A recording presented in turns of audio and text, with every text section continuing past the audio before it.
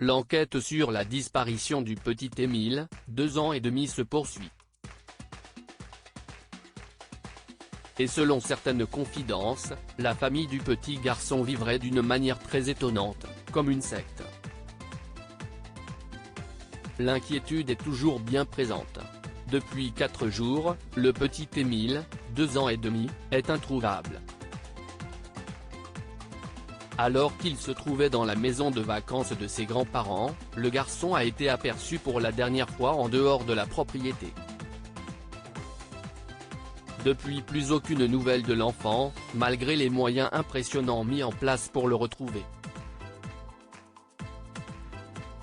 Mais, voilà que le procureur de la République de Digne-les-Bains a décidé de stopper les recherches et de se concentrer sur l'enquête. En effet, les gendarmes continuent d'interroger les habitants du village du Vernet mais aussi les membres de la famille du petit garçon. Car il semblerait qu'Émile était en présence de plusieurs proches le jour de sa disparition. Information importante, puisqu'auparavant seuls les grands-parents avaient été annoncés aux côtés de l'enfant. BFM TV a indiqué qu'une dizaine de personnes étaient réunies, dont plusieurs oncles et tantes de l'enfant, des personnes de tout âge dont certaines mineures. Ces confidences troublantes sur la famille du petit Émile, nos confrères du Parisien, qui sont allés interroger des habitants de cette petite commune mais aussi des proches de la famille d'Émile, font également des confidences assez étonnantes, voire inquiétantes. Pour certains, simple supputation, la famille d'Émile vivait un peu comme dans une secte, écrit le quotidien. Les enquêteurs analysent avec précaution le passé des membres de la famille d'Émile. On sait seulement pour l'heure que les proches d'Émile sont décrits comme des croyants très pieux, tels que la maman qui a lancé un appel à la prière.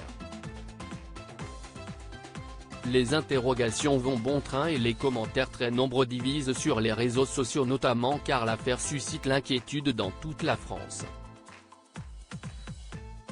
Dans le village du Vernet, les soupçons vont bon train et chacun tente de montrer qu'il est innocent. Il y a une chose de sûre, si est Wichi, on est solidaire de tout, affirme au Parisien une habitante.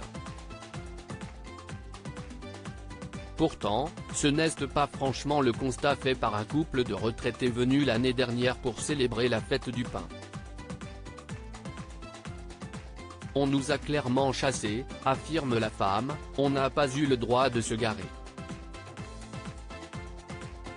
Et apparemment, selon un habitant du village, l'ambiance est spéciale, tout le monde ne s'entend pas forcément. Des confidences que les gendarmes vont pouvoir vérifier pour tenter de faire la lumière sur cette affaire de disparition inquiétante.